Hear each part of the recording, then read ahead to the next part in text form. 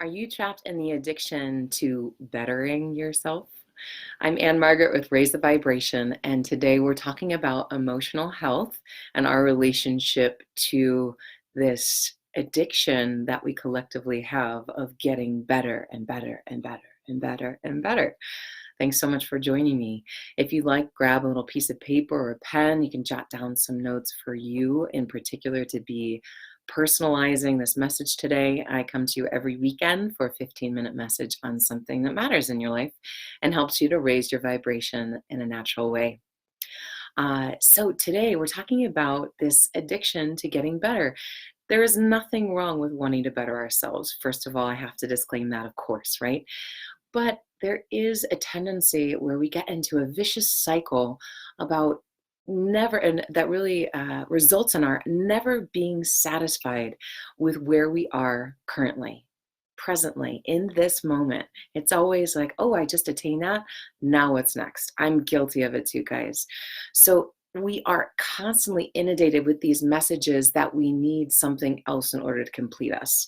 When we are constantly bombarded by, I think it's, oh gosh, this might be underestimating it, but at least 5,000 or more advertisements every single day that are designed to help us feel as though we're missing something in our lives. When we're inundated with that consciously or subconsciously every single day that we are missing something, how can we not have a mind that constantly tells us that we are not enough, that we need something, or we need to be something, or we need to do something in order to get better?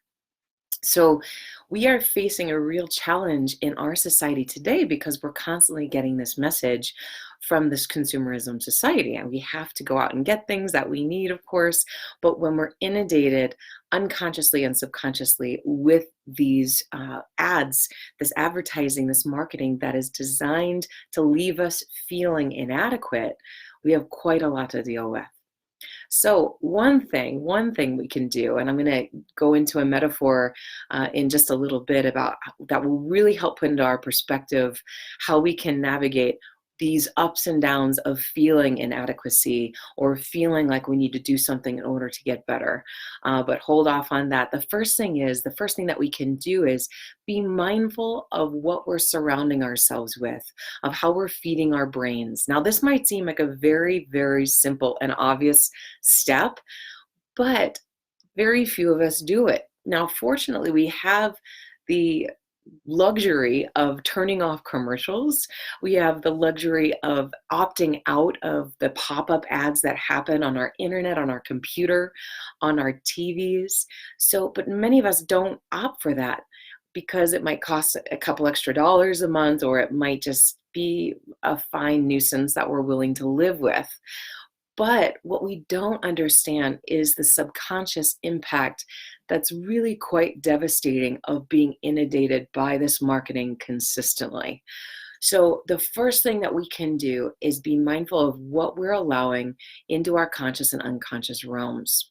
When you have your TV on, when you have your computer on, turn off all of the possibilities of being hit with these advertisements. That's the number one thing you can do. That's very instantaneous, okay? And then the next thing, when we're going to go a little bit deeper, is how we relate to our emotions. Because advertising and marketing is very cleverly designed to hook into our emotional body and leave us feeling less than, leave us feeling inadequate. And if we have a different relationship to how we are interpreting our emotional signs, our emotional nudges, then we won't be so quickly ensnared by these messages. Okay, so I'm going to tell you a little metaphor right now that when it kind of dropped into my brain, I was sitting on the beach watching these incredible surfers in Costa Rica, and it was just one of those moments where you have one of these epiphanies where you feel like, wow, nothing's ever going to be the same after this moment. Realizing that in looking at these surfers, this metaphor came into my mind, and I'm not an amazing surfer by any means. I am such a beginner. I don't know if any of you are surfers out there, but it is an incredible metaphor for how we can relate to our emotional body and all of the darker experiences or the darker feelings or emotions or thoughts we may have. And this is something that over 1 in 4 women are on antidepressants who are in their 40s and 50s. This is something that's a very real and tangible issue that we have, not only in our country, but in the world. This epidemic of a dysfunctional relationship to our pain body, to our emotional bodies. So let me tell you what this was when I was sitting on the beach in Costa Rica. I was watching the surfers and I thought, I can just get up on a board and ride it in. I can't do any fancy tricks. So they were doing all these crazy tricks and going out there. And anybody who's ever tried surfing for the first time, even the expert surfers probably remember this, unless they were the little kids and it just came really easily to them and they were fearless. Any adult who's trying surfing for the first time, and I lead yoga and surfing retreats, so I see this all the time, that they'll go into the water voluntarily, swim out on this little tiny board and fearlessly face this vast abyss of potential lingering dangers that can quite literally kill you. You can go into the ocean and be faced with things that can literally kill you. And one of my dear friends just went through a boating accident who was out there and lost a limb and is in recovery right now. And so this is a very real danger, right? Quite seriously. But these surfers will voluntarily swim out into the darkness of this abyss in order to have this momentary ride of pleasure and co-creation with the ocean. So I'll tell you what I mean by that. So when you're going out into the ocean, it's very much like when you feel this darker emotion that is within you, that what we need to do instead of avoiding it or distracting ourselves is to voluntarily go into it, sink into it and explore it a little bit. Let's go back to the surfing metaphor. So these surfers on this little tiny board, and the more expert they are, the smaller their board is, which blows my mind. So they'll go out into the ocean and sit and wait for the wave of their choice. They'll watch these waves, and as they come in, they'll pick one that looks like the one that they want to ride. And when it's ready, they'll turn their back to the ocean, to this dark abyss of lingering danger, and they'll start actively paddling towards the shore to catch the wave. And just as that wave comes up to the apex, in 1 second, they can't do this gradually. In one moment, they jump up into a standing position and are ready to ride this wave. And then it is a dialogue between them and the ocean, between them and this wave. It's this co-creative energy between the surfer and the unpredictability of the ocean and the overwhelming power of the ocean waves, where if the surfer tries to control the wave too much, what happens? The surfer will get knocked off his board or her board and go down into that dark abyss of the water. And what happens if the surfer does not control or consciously create that ride with the ocean enough? The wave will swallow up the rider. So, and what happens if the expert surfer beautifully co-creates with the ocean, expertly rides, does just enough, and allows the wave to dictate the course of the ride? What happens at the end of every ride, regardless of how expertly it's ridden? The surfer ends up plunging into that dark abyss. And when that surfer goes deep into the ocean, does not have connection usually to the ocean floor because they're so far out, or maybe they do, but they have to flail their arms and their legs, and their one goal is to what? Get to the surface and take their breath.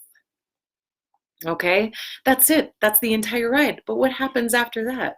And it's a very scary, very unpredictable experience for the surfer. But what happens after that? They go and turn their back, they go right back into the ocean and do it all over again. And there's joy there. So very similarly, we can relate to our emotional bodies.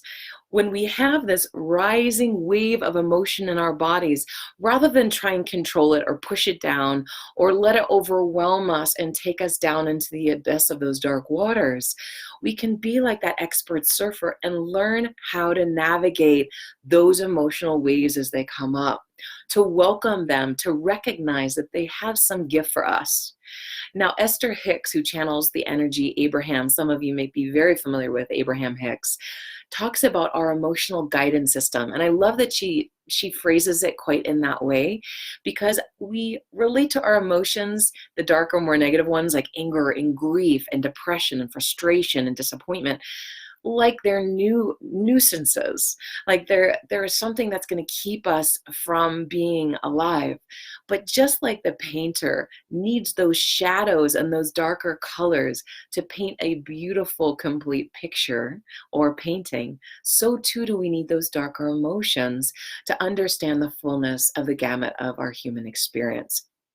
So, can we be like the surfer? Can we notice in our bodies when we feel the waves of those more intense emotions arising and go, ooh, there it is. All right, here's how I'm going to navigate it. And next week, I'm going to talk about quite very specific ways of how we can ride the emotional waves in different ways, how we can channel those really intense and powerful emotions into our work, into our physical expression of our ability to exercise our bodies and move it through our body so it doesn't get stuck, which leads to dis-ease, dysfunctional bodies, and quite literally dysfunctional and diseased cells.